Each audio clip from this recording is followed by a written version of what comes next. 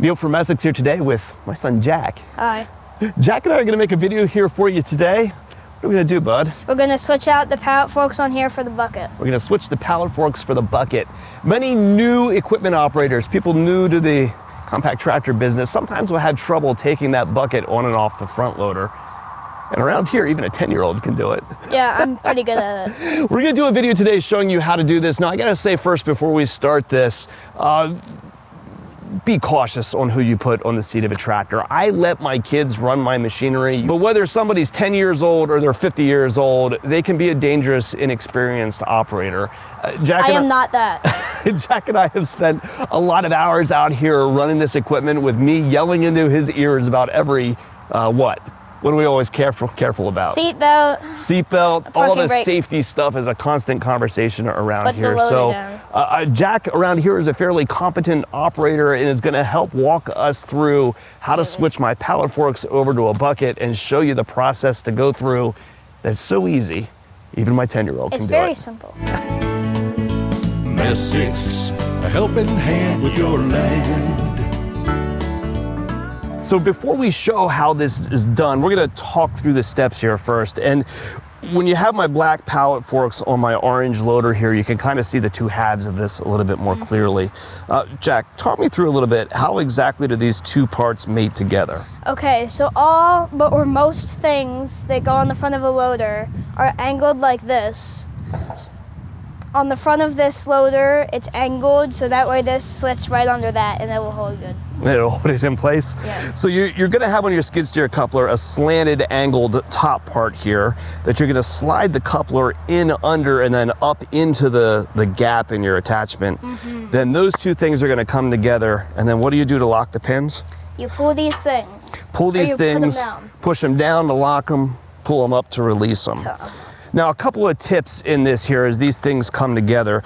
You're gonna wanna always make sure that these two mating surfaces are clean. If you get dirt or debris, bark packed in here, the two pieces aren't gonna wanna come together completely, and then when you push these handles down, the pins won't wanna drop the whole way down into place. So that's something you wanna keep an eye on.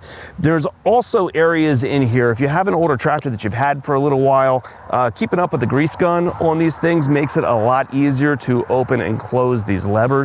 Over time, as that grease starts to get a little bit gummy, the levers are definitely harder to pull. So keeping things lubricated makes a big difference in making them easy to drop in. Also, when you're putting these things on, keep your feet from underneath the front loader. That is #1 safety consideration, right? Dad tells me that every time. Let's say it again. Keep your feet from underneath the front loader. Keep your feet from underneath the front loader. So when you drop this down to the ground, if you have your implement here sitting on the ground and you pull your two handles and your loader comes loose from that implement, the loader quick coupler then can drop. And I've seen more than one set of smashed toes from that happening. So that's definitely something you want to keep an eye on. So Jack, when we take the pallet forks off the tractor, what steps do we go through? Okay, first, put on your parking brake. You gotta do that. I put down the pallet forks. Yep, level them out on the ground. And then you gotta pull up these levers like that. And watch where your toes are at. Yes, make sure you do that. Okay. And then we get back on the tractor from the side that the loader stick is not. And we're gonna curl our loader and back away from the pallet forks, right? So curl front, keeping our seat or butt on the safety switch on the seat, and back away. And there your attachment's gonna sit. Now, if you have an attachment that's apt to fall over, say a grapple, looking for smart places to disconnect these things can be really helpful when you come back to put them back on again. So making sure something doesn't flop over, right? And using those parking stands and stuff that might be on certain implements. Should I go? Okay, so if we wanna come into the bucket here,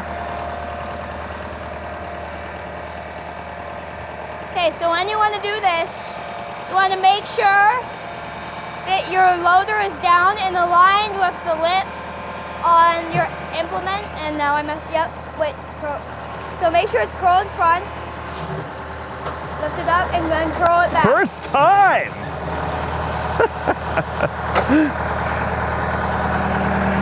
Can you put down that one? Yes. So then you got to put down the things, those levers, whatever they are.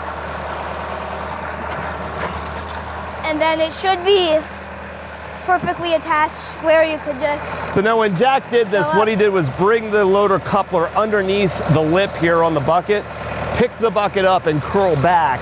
And when you do that, the bucket's gonna fall back against the quick attach plate and you push the handles down to lock it on.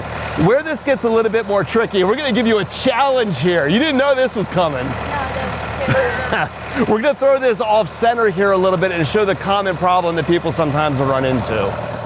How am I supposed to get that? So where this gets harder is when your loader and your bucket are not necessarily even with each other, right? When stuff is sideways, getting things to match up can be a little bit more difficult, but if you come at this from the right angle, it actually can be a lot easier.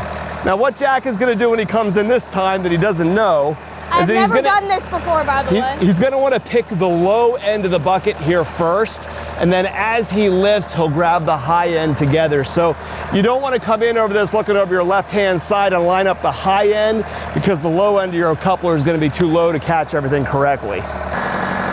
Come forward a little bit more. Now come up. Now. Oh no, I can't help you now.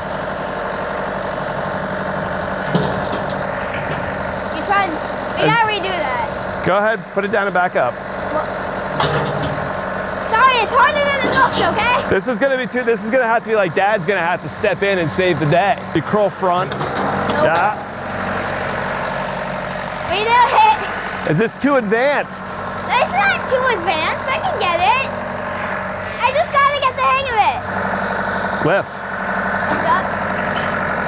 Curl it, set it down and curl in a little bit more. There you go. Curl in and then go up. There you got it. There we go. So that's a little bit on taking a bucket on and off of a skid steer coupler. How challenging do you find that?